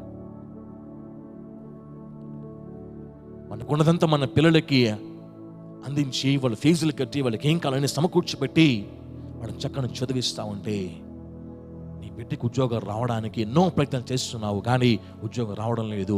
మిగిలిన వాళ్ళు వచ్చి ఉద్యోగం సంపాదించి వెళ్ళిపోతున్నారు. వాళ్ళ లైఫ్ బాగుంది, నా పిల్ల లైఫ్ ఎందుకు ఇలాగైపోయింది? ఒక ప్రశ్న. వాడు నాతో సమానంగా కష్టపడుతున్నాడు, వాడిది నాది సేమ్ కేటగిరీ, ఉద్యోగపు స్థాయి ఒకటే, కానీ వాడు చక్కగా ఆనందంగా ఉండగలుగుతున్నాడు. నా కుటుంబం ఎందుకు ఆనందంగా లేకుండా వేదనతో, అప్పులతో, సమస్యలు కొట్టుమిట్టాడుతుంది? ఎన్నో తలంపులు మన గుండెల్ని, మన తలంపులని పిండేస్తా ఉన్నాయి. చక్కగా నేను చదువుకున్నా, నాకున్న తెలివితేటలన్నీ కూడా నేను చాలా కష్టపడి చదువుకొని మంచి మార్కులు సంపాదించుకున్నాను, కానీ why am I without a job? నా వెనకాల ఉన్నవాడు చక్కగా సంపాదించుకొని వెళ్తున్నాడే. నా కుటుంబాన్ని పోషించాలని, నా కుటుంబాన్ని పెట్టాలని నా కోరిక ఉంది, నా లైఫ్లో నూతన ఆనందాన్ని పొందాల ఆశ నాకు ఉంది, కానీ నా వెనకాల ఉన్నవాడు ముందుకు వచ్చి ఉద్యోగం సంపాదించుకొని వెళ్తున్నాడు. When am I going to see that అనుకుంటాను. రోగగ్రస్తుల ప్లేస్లో ఉండి నా వెనకాల ఉన్న వాళ్ళు చాలా మంది బాగుపడుతున్నారు. ఫర్ 38 complete years నా పరిస్థితి ఇలాగైపోయింది. నా వెనకాల ఉన్న వాళ్ళు బాగవుతున్నారు, నా వెనకాల వచ్చిన వాళ్ళు బాగవుతున్నారు. నిన్నగాక మొన్న వచ్చినాడు బాగైపోయి వెళ్ళిపోయాడు, ఒక నెల కదా వచ్చిన బాగైపోయి వెళ్ళిపోయాడు, ఒక సంవత్సరం కదా వచ్చిన బాగైపోయి వెళ్ళిపోయాడు. 30 సంవత్సరాల నుంచి నా బతికేంటి ఇలాగైపోయింది, ఇన్ని సంవత్సరాల కుటుంబం ఏంటి ఇలాగైపోయింది అని రకరకాల ప్రశ్నలతో నీవు ఉంటే, నా ప్రియమైన సహోదరి, నా ప్రియమైన సహోదరుడా, యేసయ్య అంటున్న రెండవ చిన్న మాట, నువ్వు లే. నెక్స్ట్ వచ్చిన ఏంటాడు చూడండి ఒకసారి. బైబిల్ చూస్తే కనుక యేసయ్య అంటున్న రెండవ చిన్న మాట, అతి చిన్న మాట చూడండి ఒకసారి. ఆ 7వ వచనంలో అదంతా ఎక్స్ప్లెయిన్ చేస్తూ ఉంటాడు. యేసు నీవు లేచి నాకు అర్థం కాని విషయం, అతను లేవగలిగేలాగుంటే 30 సంవత్సరాల నుంచి ఎందుకు రోగగ్రస్తుడిగా ఉంటాడు? లేచే శక్తి అతనిలో ఉంటే, లేవగలిగే ఓపిక అతనిలో ఉంటే, లేవగలిగేలాగా అతను రోగము కాస్త లేవగలిగే పరిస్థితిలో ఉంటే, ఫర్ 38 years ఆ మంటపాల్లో, ఒక మంటపంలో ఆ కోనేటి దగ్గర ఎందుకు ఇతను పడిపోయి ఉంటాడు? ఆ బెతస్తా కోనేటి దగ్గర. నాకు అర్థమైన విషయం ఏంటో తెలుసా? ఇందాక చెప్పాను, స్వస్థపడాలన్న ఆశ నీలో ఉందా? దేవుడు హృదయం చూశాడు, అంటున్నాడు, లేచే పరిస్థితి కాదు అతనిది, లేచే హెల్త్ అతనికి లేదు, లేచే ఆరోగ్యం అతనికి లేదు, లేచే శక్తి కండరాల్లో, మూలుగులు, ఎముకల్లో అతనికి లేదు. కానీ యేసు అంటున్న మాట, నువ్వు లే. నాకు అర్థమైంది విషయం చదివినప్పుడు. మన పరిస్థితి మన కళ్ళకి ఎలా కనపడుతున్నా, దేవుని మీద భారం వేసి మనం లేవగలిగితే దేవుడు మనలను నడిపిస్తాడు. దేవుని నామమున స్తోత్రం కలిగిన కాక. హల్లెలూయా. చూడొకసారి, నువ్వు లే అనొక మాట చెప్పినప్పుడు అతను లేచాడు. పరిస్థితి లేచే పరిస్థితి కాదు, కానీ యేసయ్య చెప్పిన మాట మీద ఆధారపడి యేసు చెప్పిన మాటను బట్టి విశ్వాసాన్ని సంపాదించుకొని, యేసు ఎవరో తెలియకపోయినా ఆయన లెమ్మని చెప్పాడు కదా, why cannot I get up అంటున్నాడు అంతే కదా. యేసు పూర్వకమైన పరిచయం లేదు ముందు అనుకున్నా మాట్లాడుకున్నప్పుడు. యేసు పడ్డానికి ముందే ఇతను ఆ యొక్క పెద్ద తగ్గ దగ్గర పడిపోయి ఉన్నాడు ఇక్కడ. కానీ యేసయ్య మాటలు అతని హృదయాన్ని తాకాయి. యేసయ్య మాటలు అతనిలో ఒక బలాన్ని నింపాయి. యేసయ్య మాటల్లో అతను అంతవరకు చేయలేని పనిని చేయడానికి పురుగొలిపాయి. ఈ రోజున ప్రియమైన సోదరుని, ప్రియమైన సోదరుడా, ఆ యేసయ్య మాటలు నీ హృదయాన్ని ఈ రోజున తాకాలి. నువ్వు లే, ఆందోళన నుంచి నువ్వు లే, భయంలోంచి నువ్వు లే. నీ కుటుంబ పరిస్థితి ఏంటి అని చెప్పి నువ్వు బిక్కుబిక్కుమంటే భయపడుతున్నావు కదా, ఆ స్టేజ్లోంచి నువ్వు లే. దేవుడు అంటున్నాడు, నువ్వు లే. లేవగలిగే పరిస్థితిని లేకపోయినప్పటికీ నా మీద నమ్మకంతో, నా మీద విశ్వాసంతో, నేను చేస్తాను అనే ధైర్యంతో నువ్వు లేస్తే నేను నిన్ను నడిపిస్తాను అని ఈరోజు దేవుని సేవకులను, దేవుని మాటలు పట్టుకొని నీతో మాట్లాడుతున్నాను. నా ప్రియమైన సహోదరి, నా ప్రియమైన సహోదరుడా, నా పరిస్థితుల్లో మార్పు కలగడానికి అవకాశం లేదు అని నీ కళ్ళ కనబడుతున్నా, నీ దేవుని మీద విశ్వాసం ఉంచు. ఆయన మీద విశ్వాసం ఉంచేవాడు సిగ్గుపరచబడడు అని నేను వాక్యం నీకు నాకు తెలియచేస్తుంది. నా రోగం బాగుపరచబడదు అనుకుంటున్నప్పుడు ఉమ్మినే నేల మీద ఊసి, ఉమ్ము నుంచి బృదం చేసి, ఆ నేల మట్టిని కంటి మీద రాసి, ఒక కళ్ళులేని వ్యక్తి కళ్ళుచ్చిన దేవుడు నీ కుటుంబంలో స్వస్థత శీఘ్రమే దయచేయలేడా? నువ్వు లే. దేవుడు అంటున్న మాట, నువ్వు లే. స్వస్థ ఆ యొక్క కోనేటిలోకి పడే పరిస్థితి లేని వ్యక్తి దేవుడు మాట తెలుసా? నువ్వు లేచి నీ పరుపెత్తుకొని నువ్వు నడు. జస్ట్ ఇమాజిన్, ఒక క్షణం ఆలోచిద్దాం. అతని పరిస్థితికి, ఏ చెప్పిన మాటకి ఎక్కడైనా పొంతనుందో చెప్పండి ఒకసారి. అతని పరిస్థితి కనీసం కదలేని పరిస్థితి. అతని పరిస్థితి అతనున్న చోటు నుంచి కోనేట్లోనికి పడలేని పరిస్థితి. అలాంటి అతనితో వేసి అంటున్న మాట, నువ్వు లేచి నీ పరిపెత్తుకొని నడు. Because our God is beyond our imagination. మన ఊహకి, మన ఆలోచనలకి, మన అంచనాకి అందని దేవుణ్ణి మనం కలిగి ఉన్నామమ్మా. మనం చూసేది మన కంటితోనే, కానీ మన దేవుడు ఎలాంటి వాడని చూస్తే, ఎలాంటి వాడని గమనిస్తే, there are no enough words. ఒక మాటలు అనుకోవచ్చు, ఆయన సమస్తానికి అధిపతి, సమస్త సృష్టికి కారణభూతుడు, ఆశ్చర్యకరుడు, ఆలోచనకర్త, బలవంతులైన దేవుడు, నిత్యుడగు తండ్రి, సమాధానకర్త, అధిపతి నీకున్నాడు. అంటున్నాడు, నువ్వు లే, నువ్వు లే. ఏ మంచమైతే ఆ వ్యక్తిని అన్ని సంవత్సరాలు లేవనివ్వకుండా చేసిందో, ఈ రోజున ఆ వ్యక్తి ఆ మంచాన్ని పట్టుకొని, అతను పరుపును పట్టుకొని చంకలో పెట్టుకొని నడుచుకుంటూ వెళ్ళిపోయాడండి. Just because of one God's word. ఈరోజు ఏ పరిస్థితి అయితే నేను లేవనివ్వకుండా చేస్తుందో, ఏ ఆర్థిక పరిస్థితి నిన్ను కుటుంబంలో సంతోషాన్ని పాడు చేస్తుందో, నీ పిల్లల భవిష్యత్తులో ఎలాంటి ఏ పరిస్థితి నిన్ను ఆ సంతోషాన్ని కలగకుండా నిన్ను వెనక లాగేస్తుందో, ఆ పరిస్థితిని నువ్వు మడిచి నీ చంకలో పెట్టుకొని నడిచి వెళ్ళిపోయేలా శక్తిని దేవుడు నీ పక్షాన చేయగలడు, చేస్తాడు. You are worshipping a God who has created you and the whole universe. నువ్వు ఈ ప్రపంచాన్ని, నిన్ను సృష్టించిన దేవుణ్ణి ఆరాధిస్తున్నావు. అసాధ్యాలు సుసాధం చేసే దేవుణ్ణి ఆరాధిస్తున్నావు. నీ ఊహకి, ఆలోచనకి, అంచనాకి అందని దేవుణ్ణి నువ్వు ఆరాధిస్తున్నావు. నీ పరిస్థితి ఎలాగున్నా,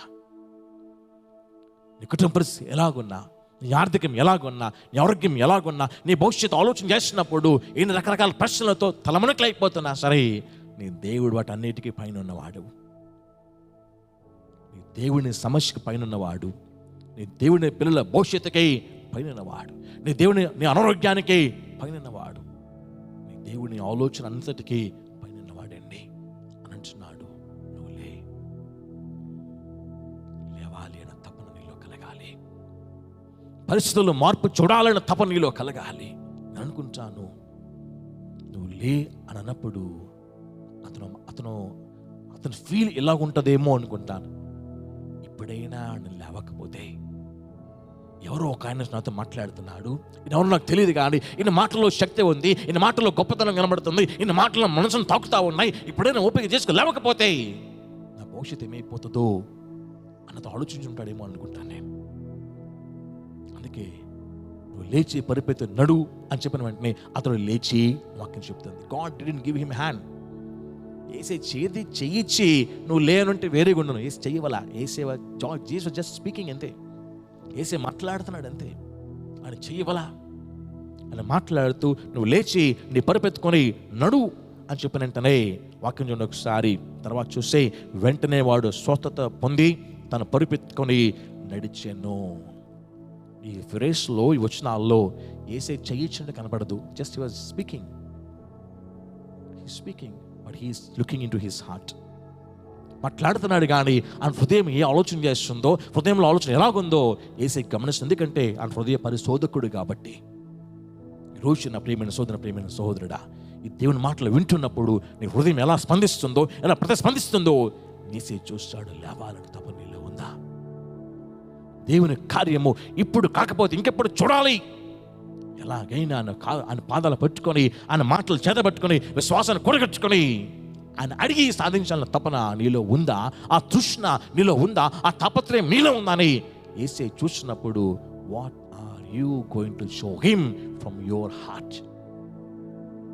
నీ మనసులోంచి నువ్వు యేసేకి ఏం చూపించడానికి సిద్ధపడతావన్నా? You are talking to him but is looking into his heart. స్వస్థపడని ఆశపడుతున్నావా? నువ్వులే. స్వస్థపడని ఆశపడుతున్నావు, నీ పరిస్థితుల్లో మార్పు కలగాలని ఆశపడుతున్నావా? అలా ఆశపడుతుంటే నువ్వు చేయాల్సిన పని నువ్వు లే. ఈరోజు నా ప్రియమైన సహోదరుడు ఏసీ అంటున్నాడు, నీ పరిస్థితుల్లో మార్పు కలగాలని నువ్వు ఆశపడుతున్నావా? ఆశపడుతుంటే నువ్వు లే. నీ టెన్షన్స్లోంచి, నీ భయంలోంచి, నీ ఆందోళనలోంచి నువ్వు లే. నీ రకరకాల నెగటివ్ థాట్స్లోంచి నువ్వు లే. When you think to get up, లేవడానికి నిర్ణయం తీసుకున్నప్పుడు దేవుడు నిన్ను నడిపించబోతున్నాడు. ఫర్ 38 years అలా పడుకునే ఉన్నాడండి అతను. ఇంకా లేవాలి అనుకున్నాడు, దేవుడు అతను లేపలా, నడిపించేశాడు. దేవుడు అతను లేపలేదండి, లేపి కూర్చోబెట్టలా, అతను నడిపేస్తే ఏ పరుపు అయితే అంతకాలం అతనని రోగస్థంగా చేసేసిందో ఆ పరుపును పట్టుకున్నాడు, ఆ పరుపును సంఖలో పెట్టుకున్నాడు, నడుచుకుంటూ వెళ్ళిపోయాడండి బయటికి. సహోదరుడా, ఏ సమస్య ఇతన్ని పట్టి పీడిస్తుందో, ఏ ఇబ్బంది ఇతన్ని పట్టి పీడిస్తుందో, ఏ భయాలను పట్టి పీడిస్తుందో, ఏ ఆందోళన పట్టి పీడిస్తుందో దానిని నువ్వు కంట్రోల్ చేయగలగాలి. అలా జరగాలంటే యూ షుడ్ గెట్ అప్. నువ్వు లేవాలి. ప్రియమైన సహోదరుడా, ఎప్పుడైతే లేవడానికి అన్న నిర్ణయం తీసుకున్నాడో యేసు ప్రభువు ఆయన్ని నడిపించినప్పుడు, ఎప్పుడైతే నువ్వు లేవడానికి నిర్ణయం తీసుకుంటావో ఇంక ఈ టెన్షన్స్ కాదు, ఈ భయాలు కాదు, ఈ ఆందోళనలు కాదు, ఈ వ్యాకులాలు కాదు, ఇందులోంచి నేను క్రీస్తు దగ్గరికి పోవాలి. సమాధానం ఇచ్చేది ఆయన, మేలు చేసేది ఆయన, కనికరించేది ఆయన, స్వస్థపరిచేది ఆయన, నా కన్నీరుని నాట్యముగా మార్చేది, ఆనంద బాష్పాలుగా మార్చేది ఆయన అని చెప్పి ఆయన దగ్గర చేరుడు ఇష్టపడతావో you will start to walk. నడడం మొదలవుతుంది. బయలుకి దాన్ని గమనించాను. ఆయా సందర్భాల్లో కొంత భక్తులతో దేవుడు నువ్వు లేని మాట్లాడిన సందర్భాలన్నింటిలో చూడండి ఒకసారి. ఆ భక్తుల జీవితంలో ఆ తర్వాత వచనాలని చాలా డిఫరెంట్గా మన బైబిల్లో చూస్తాం. మీకు అర్థంగా మాట్లాడుతున్నాను. గమనించినట్లయితే గనక మొట్టమొదటిగా యెహెజ్కేలు గ్రంథంలో ద బుక్ ఆఫ్ ఎజేకియల్ చాప్టర్ 2:1 యెహెజ్కేలుతో దేవుడు మాట్లాడు, నరపుత్రుడా నువ్వు లేచి చక్కగా నిలువుము, నేను నీతో మాట్లాడదను అని అంటాడు. యెహెజ్కేలు గ్రంథం 2వ అధ్యాయము 1వ వచనం బైబిల్ తెరిచి చూడండి ఒకసారి. కొంచెం ఫాస్ట్గా ముందుకెళ్తే ద బుక్ ఆఫ్ ఎజేకియల్ చాప్టర్ 2:1 నరపుత్రుడా నువ్వు చక్కగా నిలువబడుము, నేను నీతో మాట్లాడేదను ఆ తర్వాత చూస్తే అక్కడ యెహెజ్కేలు నిలబడినప్పుడు దేవుడు 2వ అధ్యాయంలో యెహెజ్కేలుతో మాట్లాడుతున్నాడు. When you decide to stand, God will make you walk. ఆ ప్యారలైట్ మ్యాన్ కంపేర్ చేసుకుంటే నువ్వు లేవడానికి సిద్ధపడితే దేవుడు నిన్ను నడిపిస్తాడు. సెకండ్ మాట, నువ్వు లేవడానికి సిద్ధపడితే దేవుడు నీతో మాట్లాడుతాడు. యెహెజ్కేలుని చూస్తూ నేర్చుకుంటున్నాను. యెహెజ్కేలు అన్న మాట, నువ్వు లే, నేను నీతో మాట్లాడతా. లేచాడండి. God was talking to him. నువ్వు లేవడానికి నిర్ణయం తీసుకుని, నరపుత్రుడా నీతో మాట్లాడతా. And this Ezekiel he stood up and God talk to him. తర్వాత మీరు ఇంకా అర్థం కావాలంటే మీరు చదువుకోవచ్చు. దానియేలు గ్రంథంలో 10వ అధ్యాయంలో జరగబోయే కార్యాలని, దేవుడు చేయబోయే కార్యాలని దానియేలుతో మాట్లాడతాడు. ఆ 10వ అధ్యాయంలో మాట్లాడుతున్నప్పుడు 11th వర్స్ చూసినట్లయితే కనుక చాప్టర్ 10 verse 11 చూస్తే కనుక చూడండి, ఒకసారి చదువుతున్నాను చూడండి. దానియేలు, నీవు బహుప్రియుడివి గనుక నేను వద్దకు పంపబడితని, నువ్వు లేచి నిలువబడి నేను నీతో చెప్పే మాటలను తెలుసుకొనమనెను. అతని మాటలు నాతో చెప్పగా నేను వణుకుతూ నిలువబడితేనే. దేవుని దూత వచ్చింది దానియేలు దగ్గరికి. నేను పంపబడ్డాను దేవుని దగ్గర నుంచి. నువ్వు లే, నేను నీతో మాట్లాడాలి. ఏంటి జరగబోయే సంఘటనల్లో భయపడుతున్నాడు దానియేలు. తర్వాత వచ్చిన చూస్తే కనుక దానియేలు అంటాడు అక్కడ, దానియేలు భయపడకము, నీవు తెలుసుకున్న వలనని దేవుడు నన్ను పంపించాడు విషయాలు నీకు చెప్పడానికి చెప్పే వచనాల్లో జరగబోయే విషయాలను దేవుడు దానియేలుకి బోధిస్తున్నాడు. మాట్లాడుతున్న ఫస్ట్ మాట, నువ్వు లే, నేను నీతో మాట్లాడతా. యెహెజ్కేలు అంటున్న మాట, నరపుత్ర నువ్వు లే, నేను నీతో మాట్లాడతా. అంటే లేస్తే దేవుడు మాట్లాడతాడు. ఆ తర్వాత దానిని చూస్తూ వచ్చినప్పుడు దేవుని మాటలని దానియేలు తెలుసుకున్నాడు. ఏం జరగబోతోంది, ద ఫ్యూచర్ తెలుసుకున్నాడు. ఇప్పుడు నువ్వు లే, నేను నీతో మాట్లాడతా. జరగబోయే విషయాలని నేను నీకు బయలుపరుస్తానంటాడు. అక్కడ చూడండి ఒకసారి. నేను పంపబడితే నువ్వు నిలబడి నువ్వు చెప్పే మాటలు తెలుసుకో అన్నప్పుడు, ఆ తర్వాత వచ్చిన చూస్తే కనుక నువ్వు తెలుసుకోవాల్సిన మాటను దేవుడు నీకు చెప్పడానికి నన్ను పంపించాడు అని చెప్పి 12th verse నుంచి ఆ తర్వాత కమ్యూనికేషన్ దూతకి దాని మధ్యలో మనం చూస్తూ ఉంటాం. నువ్వు లేస్తే జరగబోయే విషయాలు నేను నీకు తేటతెల్లం చేస్తా. ఆ తర్వాత మనం చూస్తూ వచ్చినప్పుడు అపోస్తలుడైన పౌలు జీవితంలో కూడా ఒక సంఘటన మనం చూస్తూ ఉంటాం. The book of acts chapter 26 అపోస్తలుల కార్య గ్రంథంలో 26వ వచ్చినప్పుడు 26వ అధ్యాయంలో మనం చూస్తూ వచ్చినప్పుడు అపోస్తలుడైన పౌలు తన సాక్ష్యం చెప్తూ ఉంటాడు. సాక్ష్యం చెప్తున్నప్పుడు అగ్రిప్ప దగ్గర అక్కడ సన్నిధిన సభలో అందరి మధ్యలో మాట్లాడుతున్నప్పుడు అతని అనుభవాన్ని చెప్తా ఉంటాడు. 26వ అధ్యాయంలో 16, 17, 18 verses 3 కలిపి ఉంటాయి. అందులో మధ్యలో మాటను చూడండి ఒకసారి. I'm reading from 16 verse onwards. నీవు నన్ను చూచి ఉన్న సంగతిని గూర్చియు, నేను నీకు కనబడబోయు సంగతిని గూర్చియు, నిన్ను పరిచారకుని గాను సాక్షిని గాను నియమించుటకై కనబడి ఉన్నాను. నువ్వు లేచి నీ పాదములు మోపి నిలువము, నేను ఈ ప్రజల వలనను అన్ని జనుల వలనను హాని కలగకుండా నిన్ను కాపాడదను. ఆ తర్వాత చూస్తే అలా చదువుకుంటూ వచ్చినప్పుడు తర్వాత తన అనుభవాన్ని మాట్లాడుతున్నా. నువ్వు లేచి నిలవబడు, నీకు ఏ ప్రాబ్లం రాకుండా నేను నిన్ను కాపాడతా. When you decide to stand, God will never leave you fall again. నువ్వు ఎవరి నుంచి ఏ ప్రాబ్లం రాకుండా నేను నిన్ను కాపాడతా. ఆ పాదంలో జారి పడకుండా బండ మీద నిలిపడని దావీదు గారు అంటారు చూసారా, అదే మాటకి అర్థమవుతుంది నాకు. నువ్వు లే, నేను పడిపోకుండా నేను కాపాడతా. ఎవరి నుంచి ఏ హాని రాకుండా నేను కాపాడతా. ఆ తర్వాత వచనాలలో కొంచెం కిందకి వెళ్తే గనక 21st వచనంలోకి వచ్చేసరికి అక్కడ ఆ ఎక్స్పీరియన్స్ని ఆ యొక్క పౌలు గారు ఎక్స్ప్లెయిన్ చేస్తాను చూడండి ఒకసారి. ఈ హేతువు చేత యూదులు దేవాలయంలో పట్టుకొని చంపుటకు ప్రయత్నం చేసిరి, ఆయనను నేను దేవుని వలన ఆయన సహాయం పొంది నేటి వరకును నిలిచి ఉంటేని. నేటి వరకును నిలిచి ఉంటేని. చంపడానికి ప్రయత్నాలు జరిగాయి, కానీ దేవుడు నాకు మాట ఇచ్చాడు, నువ్వు లే, నేను కాపాడుతాను మాట ఇచ్చాడు. కాబట్టి నేను లేచాను, ఆయన కాపాడడం మొదలుపెట్టాడు. మళ్ళీ ప్రాబ్లం కలిగింది, ఏ ప్రాబ్లంలోకి దేవుడు వదిలిపెట్టలేదు, దేవుడు నన్ను నిలబెట్టాడు అని పౌలు గారు సాక్ష్యం చెప్తున్నారు. ప్రియమైన సహోదరుడా, లేవడానికి నువ్వు డిసైడ్ అయితే ఈ నెగిటివ్ థింకింగ్ నుంచి నేను బయటకు వచ్చేయాలి. ఈ నెగిటివ్ థింకింగ్ బయటకు వచ్చేయాలి. చాలా వరకు చిన్న మాట నా మాటల మీద ఇష్టపడుతున్నాను నేను. జీవ మరణాలు 4వ వశము అని బైబిల్ చెప్తుంది. 4వ వశములో ఉన్నప్పుడు భర్తను చూసి అతను తొగబోతుకుంటే ఇతను ఇంకా మారడేమో అని మనం ఆలోచన చేస్తూ ఉంటాం. మన ఇంటి వాళ్ళు కానీ బంధువులు స్నేహితులు ఎవరైనా వచ్చి ఏంటమ్మా అతని పరిస్థితి అంటే, ఇంకా అతను మారడు, ఇంతకాలం చూశాను ఇంకా మార్పు కనబట్టలేదు, ఇంకా మారడు అని చెప్పి మనం పలుకుతున్నాం. అంటే మనం తలంచింది, మనం పలుకుతుంది నెగిటివ్గా ఉంది. జీవము మరణము 4వ వశం. ఏం పలుకుతున్నాం? పెడుతున్నాం మారడు అని పలుకుతున్నాం. సో ఏం జరుగుద్ది? మారడు అన్నది జరుగుద్ది. పిల్లల దగ్గర చూస్తూ ఉంటాం, వాడికి ఉద్యోగం రావట్లా, వాళ్ళు చక్కగా చదవట్లా అని చూస్తూ ఉంటాం. ఎవరైనా మొద్దువురా అని అంటాం. ఏం పలుకుతున్నాం ఇక్కడ? నెగిటివ్నెస్. మరణం పలుకుతున్నాం, వాడు మొద్దుగానే మిగిలిపోతాడు. చదువు పూర్తయింది, అందరికి ఉద్యోగం వచ్చింది, నీకు బతికింతేనేమో అని పలుకుతున్నావు, మరణం పలుకుతున్నావు, వాడు బతుకు అలాగే అయిపోద్ది. కాస్త అనారోగ్యం కలిగింది, చచ్చిపోతానేమో, మరణం పలుకుతున్నాం, చచ్చిపోతాం. సమస్యలు వచ్చాయి, సమస్యల నుంచి బయటికి రావేమో, మరణం పలుకుతున్నాం, సమస్యల నుంచి బయటికి రావడానికి దారులు మూసుకుపోతాయి. జీవం మరణం మన 4వ వశంలోనే ఉంది. మన కుటుంబానికి జీవం కలగాలన్నా మన పలికే మాటను బట్టే కలుగుద్ది, మరణం కలగాలన్నా మన పలికే మాటను బట్టే అది కలుగుద్ది.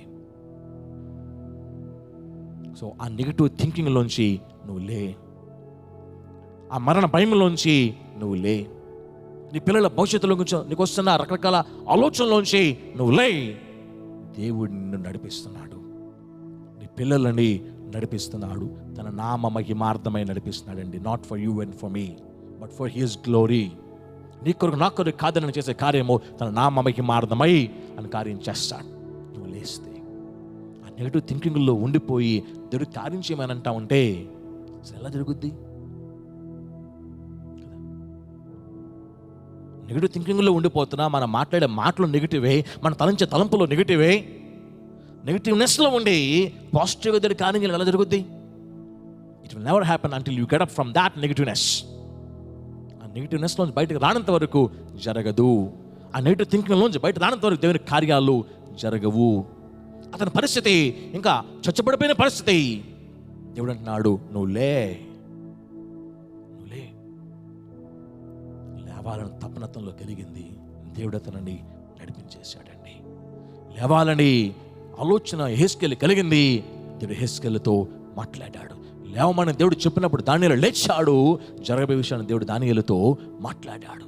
అపోస్తలుడైన పౌలు దేవుడు పిలిచిన క్రొత్తలో నువ్వు లే అని చెప్పినప్పుడు లేచాడు. దేవుడు అతనిని ఏ హాని కలగకుండా కాపాడాడు. ఈరోజు నువ్వు లేస్తే నువ్వు నడుస్తావు, నువ్వు లేస్తే దేవుని మాటలు వినగలుగుతావు, నువ్వు లేస్తే నీ భవిష్యత్తు ఏంటో దేవుడు నీకు తేటతలం చేస్తాడు. నువ్వు లేస్తే ఏ హాని కలగకుండా దేవుడు నిన్ను నీ కుటుంబాన్ని కాపాడుతాడండి. This is today's message. నువ్వు లే. నెగిటివ్ థింకింగ్ నుంచి నువ్వు లే, భయంలోంచి నువ్వు లే, ఆందోళనలోంచి నువ్వు లే. మనం చూడగలిగే దానికంటే దేవుడు అత్యున్నతుడు. మనం చూడగలిగేది కొంచెమే, మన దేవుడు సర్వాన్ని చూడగలిగిన వాడండి. మనం చూడగలిగేది ప్రస్తుతాన్ని మన దేవుడు మన భవిష్యత్తుగా చూడగలుగుతాడు. ఆయన మీద భారం వేసి నువ్వులే. నెగిటివ్ థింకింగ్లోంచి, భయంలోంచి, ఆందోళనలోంచి, నిరుత్సాహంలోంచి, మనస్పర్ధల తలంపుల్లోంచి నువ్వులే. దేవుడిని ఇంత నామ మహిమార్థమై నేను నడిపిస్తాడు. తలవంచుదాం, ప్రార్థన చేసుకుందాం. దయగలిగేసయ్యా మీ నామానికి స్తోత్రాలు. 38 సంవత్సరాల నుంచి రోగ్రస్తుడిగా ఉన్నవాడు విషయంలో మీరు మాట్లాడిన మాటలు, ఆ మాటల వెనుకలోని అర్థాన్ని మేము పరిశీలన చేయడానికి మాకు ఇచ్చిన ఆత్మ జ్ఞానాన్ని బట్టి నీకు స్తోత్రాలు తెలుస్తాం తండ్రి. ఈ మాటలతో నన్ను ఎలా మీరు బలపరిచి నాకున్న నెగిటివ్ థింకింగ్ నుంచి బయటికి రమ్మని నన్ను మీరు పిలిచారు. ఆ విధంగానే ఈ రోజున ఈ వాక్యం వింటున్న ప్రతి ఒక్కరు కూడా నీ మాటను గ్రహించడానికి, వారికి నెగిటివ్ థింకింగ్లోంచి బయటికి లేవగలగడానికి, బయటకు రాగలగడానికి, నీ గొప్ప కార్యం చూడగలగడానికి సహాయం చేయడం పదేపడుతున్నాను యేసయ్యా. ఆ రోజున బయలుగంధం మేము చూస్తా వచ్చుతా లోతుగా అల్లుళ్ళు మీరు లెండి, ఈ చోటు విడిచిపెట్టి రండి అని చెప్పినప్పుడు వారు రాలేదు. రాలేకపోయిన కారణాన్ని బట్టి వారు నాశనం అయిపోయారు బైబిల్లో మనం చూస్తున్నామయ్యా. ఇంకా ఎవరైనా సరే ఇంకా నెగిటివ్ థింకింగ్లోనే ఉండిపోతే అది మంచిది కాదు అని, ఈ నెగిటివ్నెస్ మాకు ఎలాంటి మేలు కలగదు అని, మేలు ఇవ్వదు అని తెలుసుకొని అందులోంచి బయటకు రాగలగడానికి కావలసిన మనస్సును దయచేసి పెడుతున్నాడు తండ్రి. లోతు అల్లుల్లాగా మేము నాశనంలోనికి పోకుండా, మా కుటుంబాల నాశనంలోనికి పోకుండా, మా పిల్లల భవిష్యత్తు ప్రశాంతకం కాకుండా ఆ నెగిటివ్నెస్ నుంచి మేము లేచి నీ మీద భారంతో ముందు కొనసాగలగటానికి, నీ మీద విశ్వాసం ముందు కొనసాగలగటానికి, నీ మీద ఆనుకుని ముందు కొనసాగలగటానికి తగిన శక్తిని, తగిన నడిపింపుని మాకందరికీ మీరు పేరు పేరున దయచేసి పదేపడుతున్నాను సయ్యా. ఎప్పుడైతే లేవాలన్న తృష్ణ, తపన, తాపత్రయము ఆ రోగ్రస్తుల్లో ఉందో నువ్వు అతను నడిపించావు అని అర్థమవుతుంది తండ్రి. మాలో లేవాలి, మాలో నడవాలి, నీ కార్యం చూడని తృష్ణ, తపన, తాపత్రయము ఇప్పుడే మొలకెత్తులోగున్నా సహాంశం పదేపడుతున్నాను సయ్యా. తద్వారా కలిగి ప్రతి దీవెనని సొంతం చేసుకోగలిగిన సహాయం చేయండి. ఈ చిన్న మాట మమ్మల్ని బలపరిచి, మా కుటుంబాన్ని దృఢపరిచి, ధైర్యపరిచేలాగున్నా మాకందరికీ మీరు పేరు పేరున సహాయం పదేపడుతూ మీకే మహిమ, ఘనత, ప్రభావంలో ఆరోపిస్తూ యేసు నామమున ప్రార్థించి పొంది ఉన్నాం పరమ తండ్రి, ఆమేన్. మన పరమ తండ్రి అయిన దేవుని ప్రేమ, కుమారుడైన క్రీస్తు కృప, పరిశుద్ధాత్మ దేవుని సహవాసం, ప్రేమ, కాపుదల, సహాయము మనకి, మన కుటుంబాలు తోడేవండి. ఆయన నామముకి మారదమై మనల్ని నడిపించి ఆయన సాక్షులుగా కొనసాగింప చేయును గాక, ఆమేన్. మీకందరి ప్రణామంలో పేరు పేరున తెలియజేస్తున్నాను. ప్రతి నెగిటివ్నెస్లో నుంచి, ప్రతి ఆందోళనలోంచి, ప్రతి భయంలోంచి లేద్దాం. దేవుని గొప్ప కార్యం మన జీవితంలో మనం చూద్దాం. అట్టి సాక్ష్యముగా దేవుడు మనల్ని తన నామముకి మారదమై నడిపిస్తాడు, నడిపించను గాక, ఆమేన్. Thank you. అందరి ప్రణామంలో పేరు పేరున తెలియజేస్తున్నాను.